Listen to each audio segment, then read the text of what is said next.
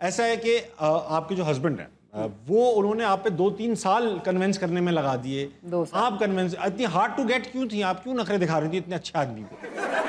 نخرے نہیں دکھا رہی تھی، لیکن میں بہت سکیپٹیکل ہو رہی تھی اپنی سچویشن کی وجہ سے. میں سمجھ سکتا ہوں. تو اس وجہ سے میں یہ یقین کرنا چاہ رہی تھی کہ جو ڈیسیجن میں جس پرپز کے لیے لوں گی وہ پرپز سرو ہوگا کہ نہیں ہوگا. ٹھیک ہے.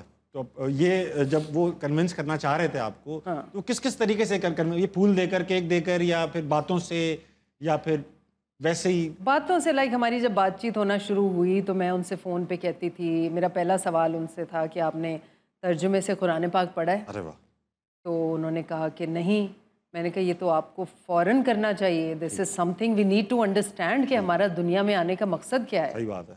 تو خیر پھر میں نے انہیں اپنا بتانا شروع کیا کہ میں اس طرح سے، میری ایک دوست ہے عظما، وہ مجھے اس طرح قرآن کلاس میں لے کے گئی. وہاں ہم قرآنی آیتوں کو ایک ٹاپک سے ریفرنس کرتے تھے اور پورا اس طرح مجھے بہت نالج ملا. میں اپنے نوٹس بناتی تھی.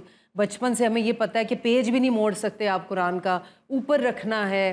سمجھ میں نہیں آ رہا کون کس کو کنونس کر رہا ہے. وہ کنونس ہو گئے ہوں گے. ہاں بس ٹھیک ہے شگفتہ، آج سے آپ باجی ہیں.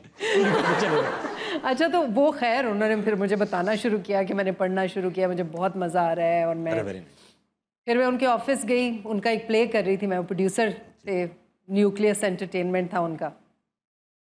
تو چائے ذرا موٹے کپ میں تھی تو میں نے چائے پی. میں نے کہا اس کپ میں چائے بہت جلدی ٹھنڈی ہو جاتی ہے، مجھے گرم چائے پسند ہے بہت. تو نیکسٹ ٹائم جب ہماری میٹنگ تھی تو چولہا رکھ دیا آپ گرم کر. تو وہ پتلے پتلے کپ تھے، وہ بالکل ہی اس طرح کے بڑے اسٹائلش تھے. تو ہی سیڈ میں نے چینج کر دیے کپس. تو اس حد تک ہی واز ولنگ کہ کسی طرح سے کچھ ہو.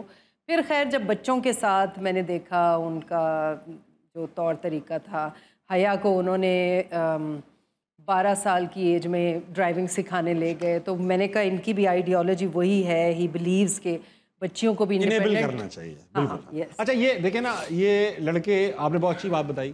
آپ کے ہسبینڈ تو اس وقت بڑی عمر کے ہوں گے تھوڑے. یہ جو لڑکے بیٹھے نا، ان کی امی کہتی ہیں میرا سگریٹ چھوڑ دو، پان چھالیاں چھوڑ دو، یہ نہیں چھوڑیں گے.